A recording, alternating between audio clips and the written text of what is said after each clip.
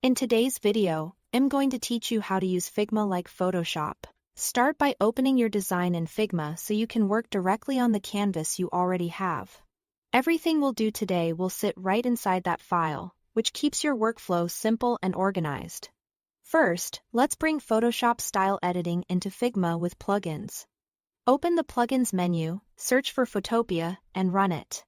With your photo selected, open it inside the Photopea plugin.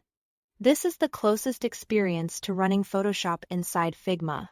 You'll find familiar tools like lasso selections, adjustment layers, and advanced filters, so you can make precise cuts, refine colors, or apply creative effects without leaving your design. When you are done, the edits come back into Figma right where you need them. So here is no back and forth exporting. Next, open Plugins again, search for remove.bg, and run it. This instantly removes backgrounds directly on the canvas. It's perfect for product shots, profile photos, or any image where you want a clean cutout without jumping to third-party software. Keep an eye on edges if you need to refine them. You can pair this with a quick tweak in Photopea.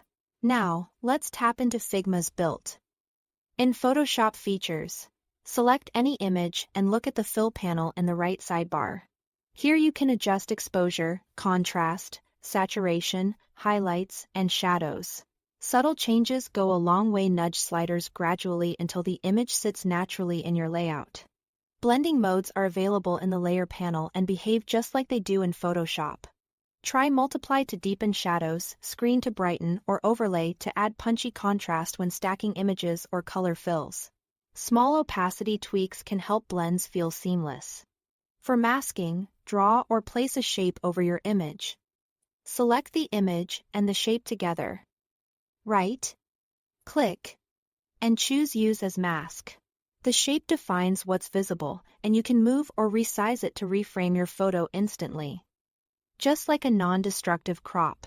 From the Effects panel, add drop shadows, inner shadows, layer blurs, and background blurs. These are great for realism and depth. Blur a background to focus attention. Or use a soft inner shadow to create subtle dimension. You can also drag and drop images straight from your desktop into frames.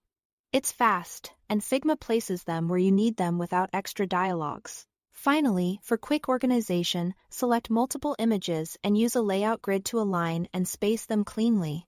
Turn on a grid in the right sidebar and let Smart Selection help you distribute and reorder with consistent gaps. That's it. Thanks for watching.